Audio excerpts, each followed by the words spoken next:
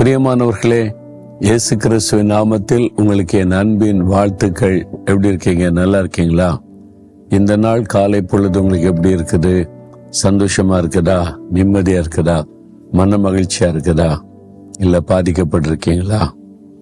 பாருங்க, நம்முடைய வாழ்க்கையில நம்ம கடந்து செல்லுகிற பாதையில கொஞ்சம் கரடு முரடான பாதை தான். ஆனா ஆண்டவர் கூட இருக்கிறதுனால, அவரோடு கூட நடக்கிறதுனால அது சுலபமாய் கடந்து நம்ம முன்னேறி போக முடியும். இன்றைக்கு உங்களுக்கு இருக்கிற பிரச்சனை போராட்டத்தை கூட இன்னைக்கு சுலபமா தாண்டி போவீங்க. பயப்படாதுங்க. இந்த இடம் பார்த்தீங்களா எவ்வளவு அழகா இருக்கு, ஒரு மன ரம்மியமா இருக்குது. நான் சொன்னல, மஸ்கட்ல, ஓமான் தேசத்துல மஸ்கட் பட்டணத்துல கடற்கரை பகுதி பாருங்க, சுத்திலும் மலைப்பகுதி, மத்தியில தண்ணீர், அதுக்கு நடுவில் இருப்பதே ஒரு பெரிய சந்தோஷம்தான். இந்த ஒமான் தேசமே ஒரு ஆச்சரியமான ஒரு சிருஷ்டிப்பு தான். பொதுவான வளைகுடா நாடுகள்ல, பெரும்பாலான நாடுகளை மலைப்பகுதியை பார்க்க முடியாது. ஆனா இந்த ஒமான் தேசத்துல நிறைய மலைப்பகுதிகள், கடலை ஒட்டி, கடலுக்குள்ள. அதான் இந்த இடம் பாருங்க, சுத்தில இந்த மலை, மத்தியில இந்த கடல் தண்ணீர்.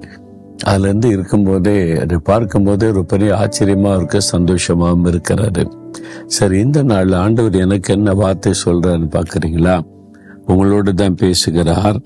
63வது சங்கீதம் 1வது வசனத்துல, வறண்டதும் விடாய்த்ததும் தண்ணீரற்றதுமான நிலத்திலே என் ஆத்துமா உம்மேல் தாகமாயிருக்கிறது, என் மாம்சமானது உம்மை வாஞ்சிக்கிறது.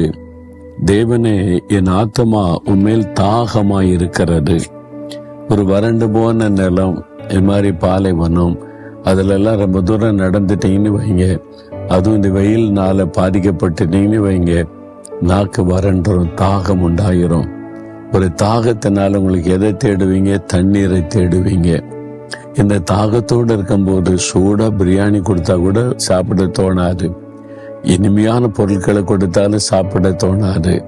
இப்ப நான் தாகமா இருக்கிறேன், ஒன்றே ஒன்றுதான் இப்ப எனக்கு வேணும், தண்ணீர் வேண்டும். அந்த மாதிரி ஒரு தாகம்.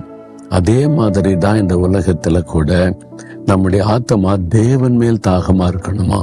ஆண்டவர் தான் என்னை திருப்திப்படுத்த முடியும், அவர் தான் எனக்கு வேணும், அவருடைய குரலை தான் நான் கேட்கணும், அவரோடு தான் பேசணும், அவரை தான் நான் பார்க்கணும்னு சொல்லி அவர் மேல் தாகமாய் இருப்பது.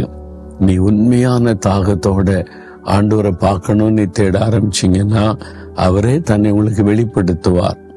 ஏற்கனவே நம்ம அறிந்ததுதான், சுந்தர் என்கிற வாலிபன் பஞ்சாப்ல இளம் வாலிபனாய் இருக்கும் போதே தாகத்தோட தெய்வத்தை தேடினான்.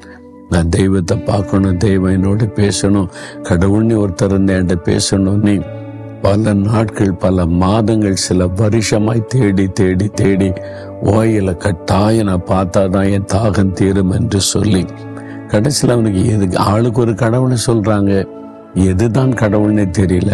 கடைசியில் ஒரு முடிவுக்கு வந்தான். ஆனா கடவுள்னு ஒருத்தர் இருக்கிறார், அது யாருன்னு தெரியல.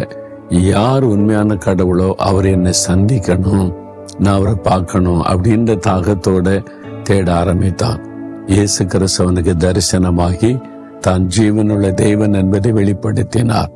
சீக்கிய மதத்தை சார்ந்த இந்த சுந்தர் இயேசுவை ஏற்றுக்கொண்டு சாது சுந்தர் சிங்காக மாறி நிறைய மக்களுக்கு இந்த இயேசுவை அறிவித்தார். பாருங்க, தாகத்தோடு தேடினதுனால கண்டடைய முடிந்தது. அப்ப நீங்களும் ஆண்டவரை தாகத்தோட தேடணும், சும்மா பேருக்கு தேடுவதல்ல. ஒரு தாகம், தண்ணீர் தாகத்துல தண்ணீரை தேடணும்ல, அதே மாதிரி ஆண்டவரை குறித்த ஒரு தாகம் நம்முடைய உள்ளத்துல யோசித்து பாருங்க. அதனால் ஆண்டவரே, நான் உண்மை குறித்த தாகம் உள்ளவனா இருக்கணும் அப்படின்னு சொல்லி கேளுங்க. கர்த்தரே அந்த கிருபை உங்களுக்கு தருவார்.